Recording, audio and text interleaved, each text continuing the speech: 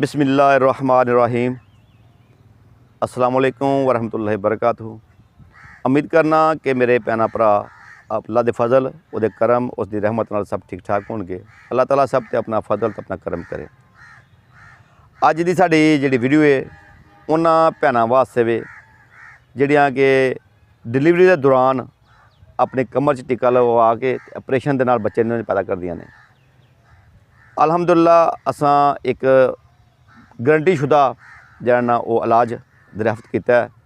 इंशाअल्लाह नुस्खा तैयार किया है जिहड़ा कि जिन्ना साडियां भैनां नूं कमर च तकलीफ रहिंदी है टीका लगवाउण दी वजह नाल और वो पैदाइश तो बाद भी और अगला बच्चा पैदा होने तक जिहड़ी दर्द खत्म नहीं होंदी।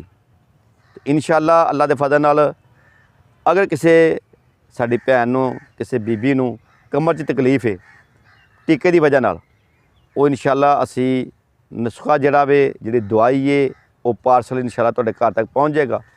अगर किसी को तकलीफ है तो इंशाअल्लाह साडे नाल राबता कर सकते हैं। नंबर जिहड़ा इंशाअल्लाह नाल दे दांगे।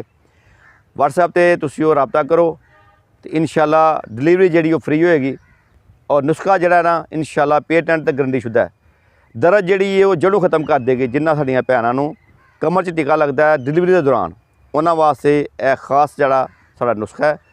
इंशाअल्लाह अल्लाह दे फज़ल नाल जिंदगी दे विच जिहड़ी उन्हां नूं तकलीफ ना होएगी दोबारा। और तुसीं आइंदा कमर च टीका भी नहीं लगवाओ। भाई अमर साहब बाबा जी ये भी तुहानूं गाइड करते रहणगे कि जिहड़ा ना औरत नूं हमल के दौरान बच्चे डिलीवरी के दौरान किहड़ी चीज़ां इस्तेमाल करनियां ने वो इंशाअल्लाह तुहानूं दसदे रहांगे। तो लो दोस्तों साडियां भैनां साडे जिहड़े दोस्त ने जिहड़े अपनी वाइफ नूं परेशान ने इस वजह नाल टीका लगदे ने परेशान ने वो सानूं कमेंट्स लाजमी दस्सण। वालेकुम रहमतुल्लाहि व बरकातुहू।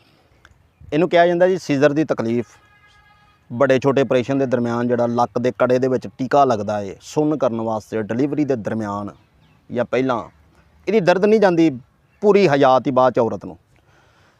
लक के 4 नंबर डिस्क दे विच दर्द रहिंदी है। फिर यह जगह ते औरतां बड़ियां परेशान ने तो डेली 2-400 की दवाई खानी मैं देखी।